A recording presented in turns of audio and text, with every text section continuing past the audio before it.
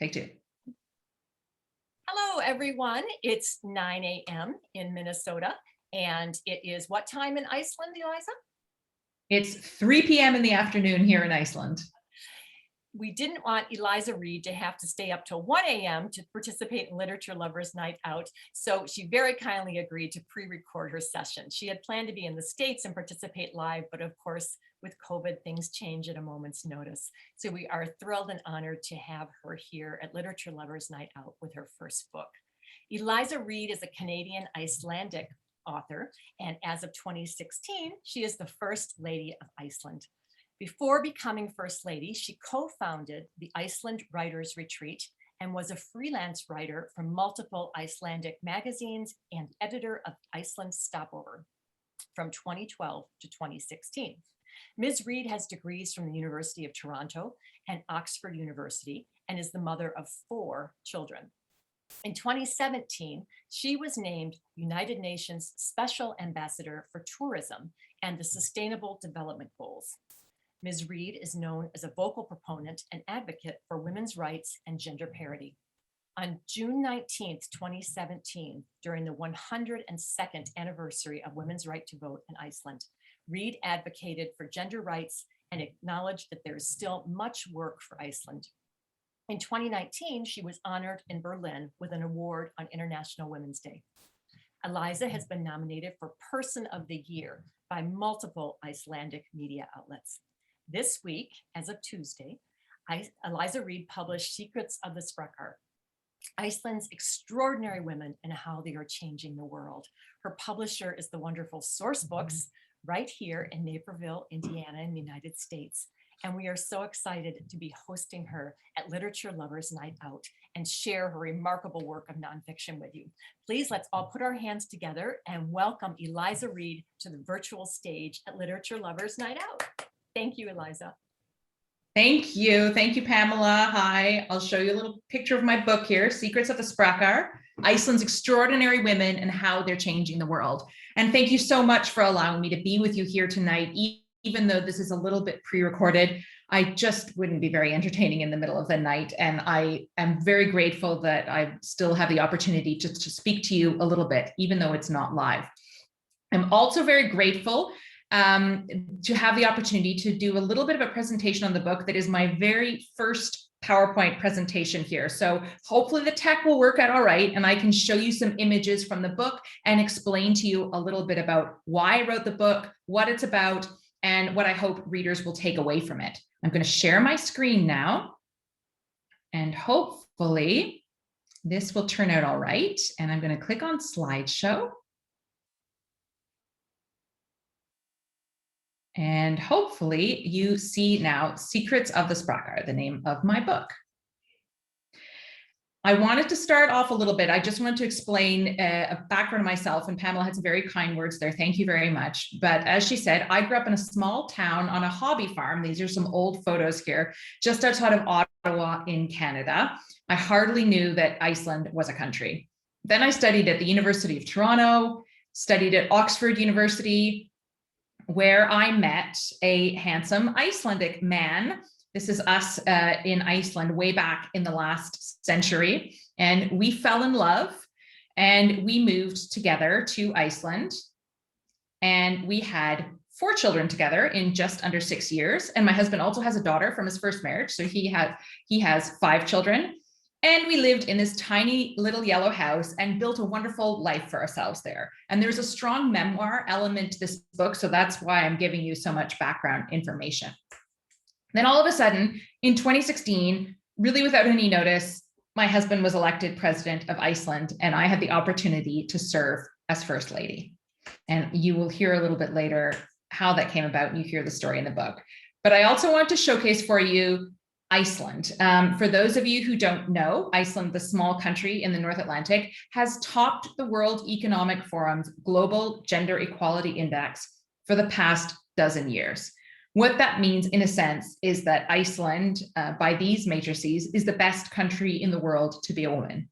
It doesn't mean it's a paradise and it doesn't mean it's perfect, but it means that we are the closest country so far to achieving gender parity. We are also one of the happiest countries in the world, the most peaceful countries in the world. We're the most open of the OECD countries to the LGBTQI community. And I think a lot of those things go hand in hand. The photo there at the bottom is of me with Vigdís Finnbogadóttir, who was the world's first democratically elected female head of state and served as president of Iceland from 1980 until 1996. Now, what does the title of the book mean? Secrets of the Sprakar. Well, Sprakar is an old and quite obscure Icelandic word that simply means outstanding women. And if you think about all the words we have in the English language to describe women, I can't think of very many, well, any really, that are positive. And this is a positive word, a positive noun that we have just for women who are outstanding. And so in my book, I wanted to talk about and profile the extraordinary women of Iceland and how we are bringing gender equality within reach, really to paint a portrait of a country, write a love story to my adopted homeland with the theme and the context of gender equality. And this photo is of some of the almost 40 women who I interview and speak to in the book. We have in the top corner there, for instance, Fida Abu Libdeh, who founded a company that works with geothermal energy here. We have Halldóra Unnarsdóttir, who was the only woman graduating with her sea captain's license when she finished school there. Raga Eiríksdóttir, who used to be a knitting instructor and then became a sex counselor, and she talks about sexuality and that importance in achieving gender equality. So I try to do interviews in the book that encompass women from all backgrounds and all experiences, not necessarily the first woman to achieve something or the fastest woman to achieve something. And so I won't really have time to go through this in detail, but I wanted to walk through some of the stories and the messages that these women have to share with you about what we're doing well and what we can do better to bring gender equality within reach. But I'll have to go through them very, very quickly because I want this just to be a short presentation and I want to have time to speak with Pamela about answering various questions. But essentially the book covers different aspects of society and has different points about what we're doing. It talks a lot about legislation and what society, what we're doing as a collective to really further gender equality. It talks about parental leave policies. This is my husband with our second son in his infant swimming class, talks about the Iceland's generous parental leave and subsidized childcare. It talks about policies for entrepreneurs and investors and how we are working to encourage more women in the workplace and more women in the workplace in senior roles. And it mentions the idea of leaving no one behind, making sure that we don't just bring forward one group of women as we work towards equality, but we remember to include everybody. The other photograph that you see there is another woman I interview, a former parliamentarian, Unnur Brá Konráðsdóttir, who garnered international news attention when she breastfed her baby in Parliament, as you can see in that photo.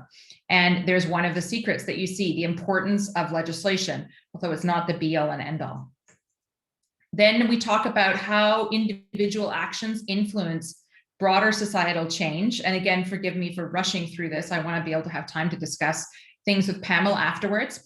One of those is the fight for more inclusive laws. This is a picture of Ugla Stefania Kristjánudóttir Jónsdóttir, who is a non-binary trans activist based now in the UK, but originally from Iceland. And they talk about the whole system in Iceland and how really society has pushed to create more laws and enshrine the rights of trans people and trans women in law.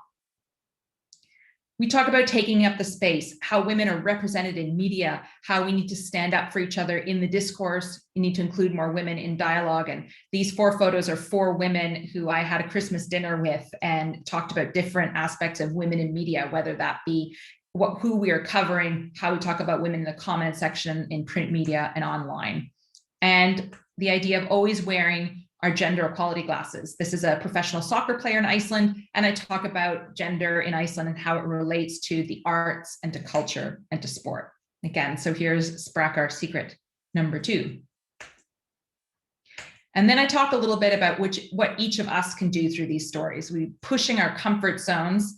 This is a photo of me on a bridge called a Canopy Bridge on a backpacking trip that I went to in West Africa, in Ghana in 2006. And I won't tell you more in that. You'll have to read the story when you read the book. And following your dreams, here's that photo of Haldor again, who was the only woman graduating with her captain's license when she graduated. But that's something that is very important. And to remember to be role models for everybody. This is another group of women who swam across the English Channel for charity. So we can all be role models is another important takeaway from the book. I hope that it's not, we shouldn't be leaving it up to legislators and elected officials. We need to also be making a difference in our own lives and elevating everybody else. And then, of course, a thread in that is my own story as becoming First Lady and all of the strange things that happens and how that's a bit of a outdated title, if you will, about how there's some sort of gendered expectations surrounding being known as the female spouse of a male head of state. And I examined that a little bit. And I think a lot of women can relate to this idea of sometimes being better known as somebody's spouse and what that does to one's identity. So I talk about that too. But in a sense, I hope that people see it as a call to action to be role models and to lift each other up. And I really hope that the book is something that people see as an introduction to Iceland, a love letter to Iceland, and just like sitting down with me to have a cup of coffee or a glass of wine and a casual, warm and friendly way of learning about a new country and being inspired. So thank you very much. I am going to try now to stop my sharing. There we go. I think I've stopped that. And then I can answer some questions from Pamela.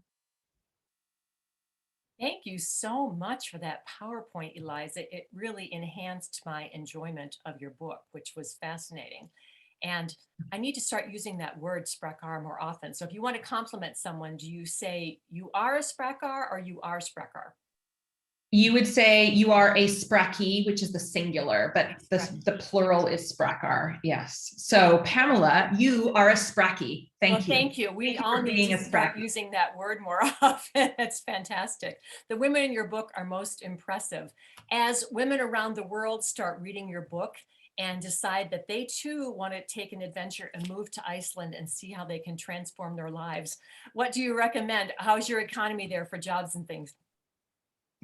Well, if you have a passport from the European Union or the European Economic Area, then you can come over anytime and take a look. And we have a thriving tourism industry, and so always needing work, but it is harder if you don't have a passport from the EEA. Of course, that has to, the priority is given to people from there. But we love tourists from all over. We'd love you to come and visit.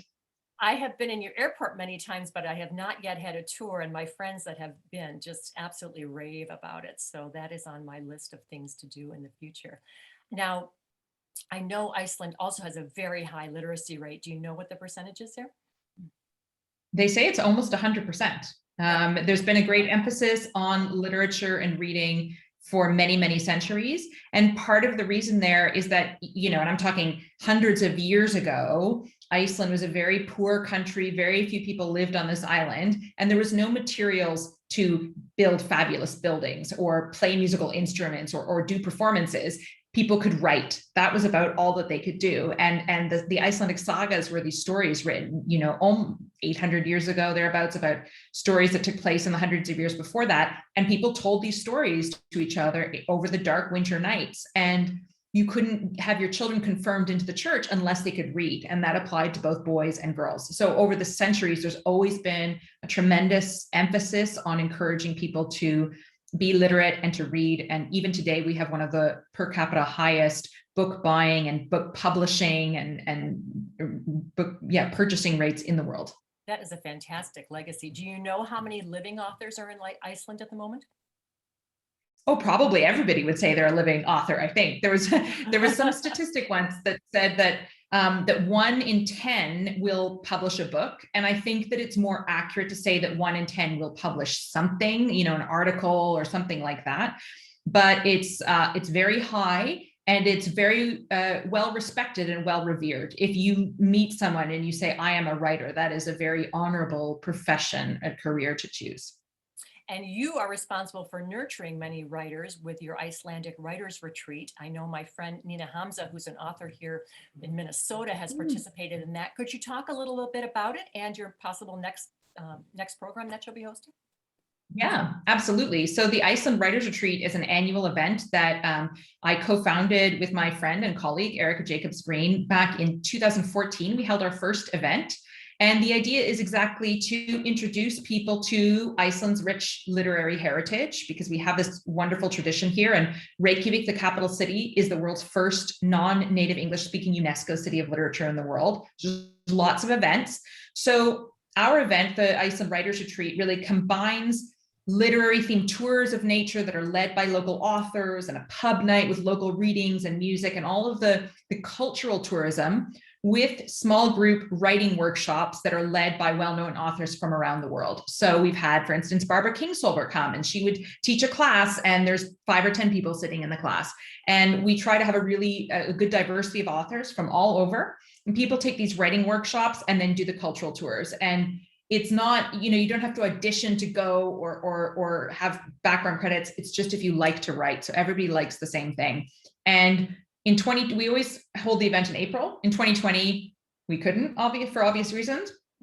In 2021, we went virtual, and that went well.